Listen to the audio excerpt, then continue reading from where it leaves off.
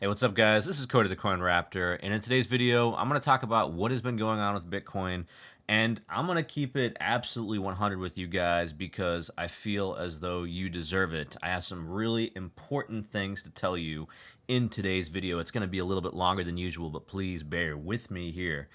All right, Bitcoin has been absolutely crushed over the past week and a half. Okay, we saw it go all the way down here to about 103, and it basically got bought up there to where it is right now at 106. You can see here on the daily RSI, we're sitting at about 35. Okay, 35, not yet oversold, but very close. Okay. But that being said, we are basically right where Bitcoin normally bounces on the RSI, going all the way back to April here. Now, April was a huge washout for Bitcoin in general. That actually dipped a little bit lower than that, down to 33.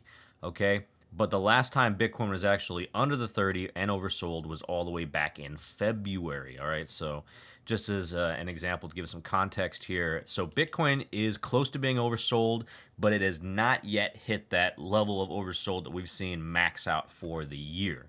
So, Bitcoin has been lower. And the reason why Bitcoin has been lower is basically because of the wall of worry going on right now. We can see here that the U.S. and China are in a trade feud. Okay, there's some October volatility. Okay, the stock market's been getting hit hard, but nothing kind of really exemplifies this the way that we've seen with gold prices versus Bitcoin prices. Gold prices up 16% in the last month compared to Bitcoin prices, which are down 9% in the last month. Now, for those like myself who are bullish ultimately on Bitcoin's future, well, you'd probably be thinking to yourself, shouldn't Bitcoin be treated as digital gold? And I do think that's going to be the case in the future. However, we have not seen it play out just yet. Okay. So we've seen adoption in the Bitcoin space, but we really haven't seen worldwide that kind of Bitcoin adoption and substitute for digital gold. And gold prices have been on the rise because of volatility, because of the wall of worry, because of the trade wars, and because devaluation of currencies worldwide. Bitcoin is not there yet. And I would not expect Bitcoin to be there at the level of gold for some time. Adoption takes a long time. Gold's been around for millennia. Bitcoin, you got to give it a couple of decades at the very least, and Bitcoin will finally, hopefully, ascend to that gold level. But for now, the number one store of value is still gold. But again, Bitcoin's time will come. Now, that being said, taking a look at your Bitcoin monthly returns for October. October, again, normally a very good month for Bitcoin, down 6%, which would make it the worst month in Bitcoin's history, going all the way back to 2014. All right. And if you take a look at the Q4, which again, it's important to kind of zoom out and just take a look at the quarters and not just the monthlies. Q4 is normally the strongest for Bitcoin at a plus 78% average gain. And Q4, we still have a ways to go. So it is still very possible that we can actually turn this negative, I think, into a positive. But it's probably not going to happen in the next week. So if we go ahead and take a look at the crypto market cap, it's very important to find out, to point out here, that the total crypto market cap has been decreasing. Okay, it's been decreasing. It hit a top here on the 6th of October at about $4.2 trillion, and now it's down to about $3.6 trillion. And altcoins have been getting hit hard. Bitcoin has been getting hit hard. Not a huge surprise there. But one thing that may surprise you is the fact that stablecoins are actually doing fairly well. Stablecoins continue to move up in the last month. Okay. Now, this is where it's important to kind of draw a parallel between the stablecoins and gold itself. So, crypto in general, the crypto market often sees stablecoins as a kind of flight to safety as opposed to Bitcoin. And that's what we've been seeing in the last year. Stablecoins have been going up and up and up and up, all the way up and to the right. Okay, Bitcoin has been choppy. Cryptos have been choppy, but stablecoins continue to show their dominance. And that just gives you an idea of the kind of level of panic, of volatility, of of concern in the crypto community over the last month, especially what's going on with the geopolitical trade tensions and the like. Going ahead and looking at the so value Bitcoin spot ETF tracker, we saw that after absolutely massive weekly net inflows to Bitcoin spot ETFs, we actually saw a fairly large outflow here of $1.23 billion. Okay. So again, we're starting to see a lot of that money come out of the Bitcoin spot ETFs and go into gold or go into AI instead.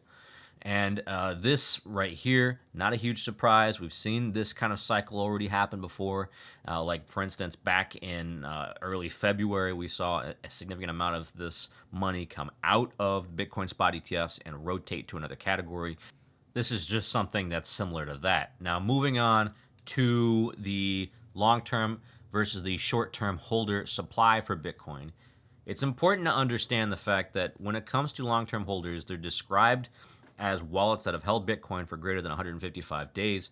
These long-term holders oftentimes have Bitcoin in their wallets and continue to hold longer than your average Bitcoin holder. Okay, so they tend to be more buy and hold as opposed to short-term traders. Now, when it comes to the short-term holder versus long-term holder supply, you tend to see that these holders, these long-term holders, are actually very good at predicting the top of a Bitcoin bull market. Taking a look here at May 2021, for instance, you have long-term holder supply sitting at about 67%. All right, and then you have the, compared to the start of the bull market, you have the long-term holder supply sitting at 78%. So essentially what happens here is that you have these long-term holders, they sell as soon as the price gets close to the peak, okay, then it bottoms out, and then they go ahead and buy it back, and then they collect a larger amount of the total Bitcoin supply. So what's important about this is to understand the fact that usually they would bottom out about 66 or so, or maybe even back here in 2018, it would bottom out at about 55%. That would give you an idea of where the Bitcoin bull market top is. And so far, we haven't seen that yet. We're sitting at about 79%. So they have not yet sold out of their positions, and they're still waiting for the new Bitcoin bull market top. Okay, so that's 1 point in favor of the long term. Now, taking a look at the Bitcoin exchange liquidation map, it's important to note the fact that these shorts have been getting incredibly greedy lately, okay? You go ahead and take a look at these shorts here for this. I have the 30-day here, the Bitcoin exchange liquidation map, and you can see that there's about $4 billion worth of these cumulative long liquidation leverage. Now, going back a couple of weeks, we saw it actually, it was probably in the tens of billions of dollars. Now it's only about $4 billion. And essentially what this means is that longs have gotten liquidated so badly that there's just not any left. There's a very, very small amount of longs that are leveraged. But if you go ahead and take a look at the other side, the short leverage is $16 billion, going up to $124,000 for Bitcoin. And you don't even need to go that high. You can just go straight to about like 120 or so, and it gets up to about $14 billion worth of this short liquidation leverage. Essentially what this means is that if Bitcoin climbs up to $120 billion, $120,000, and you could see $13 billion worth of shorts getting liquidated. Quite simply speaking, the bears right now have gotten overconfident, and they're using leverage to further hammer Bitcoin and send it lower. But this can very easily turn against them. Taking a look at the crypto fear and greed index over time, it's important to point out the fact that we're sitting at about 23 right now as of the 18th of October. Now, this is very low, okay? Normally, when we see a Bitcoin washout, okay, like for instance, back in April, we saw it go all the way down to 18, okay? So we're really not that far off of currently where that low was for 18. And even going back to February, it was sitting at about 10, okay? So it definitely can go lower, but the simple fact is that if you had bought back then in April, you'd be sitting pretty. If you had bought back in February, you would be sitting pretty. You would definitely have made a very nice profit. Again, going back to your February, So here, 97K, going back to April, 76K, you would have made some serious money on that. So that's one reason I have been buying Bitcoin on as part of the IBIT. I have been buying some more Bitcoin. I've been adding it as part of my portfolio, and I will continue to as long as Bitcoin continues to go lower and lower and lower. So that's one reason that I've been adding to my position as part of my IBIT and my portfolio. I have been buying because I recognize this as a fantastic opportunity to add to a position during a time in which nobody else wants to buy Bitcoin. And again, taking a look at the Fear and Greed Index over time, this is normally when you see the biggest discounts, is when there's blood in the streets and there's extreme fear like we're seeing today.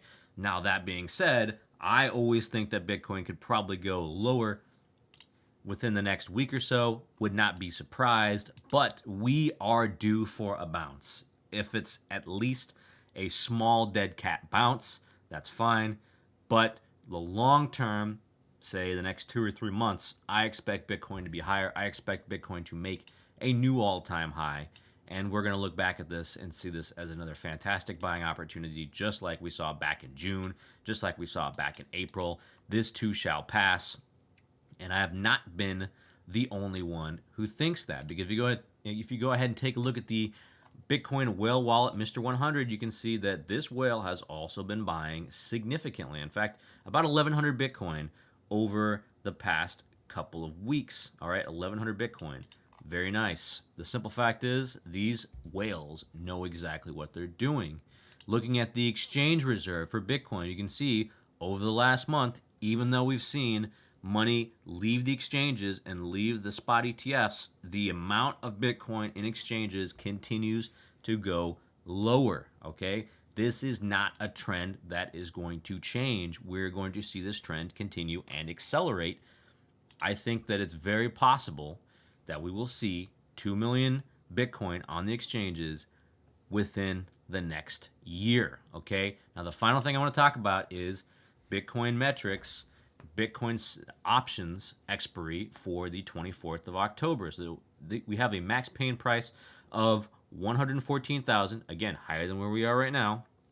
Put to call ratio, that's actually higher. Okay, so generally speaking, bearish. Put to call ratio is 1.8, 1.08 here.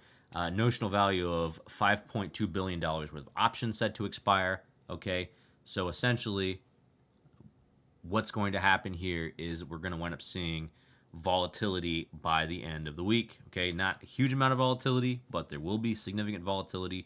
$5.2 billion worth of options set to expire. And at the end of the month, we're looking at $13 billion worth of options set to expire. I will cover that in my next video. So let me know what you guys are doing. Are you guys panicking? Are you buying? Are you selling? Are you sitting on the sidelines? Do you think that Bitcoin is going sub 100K? Leave a comment below, and I'll catch you guys in the next video.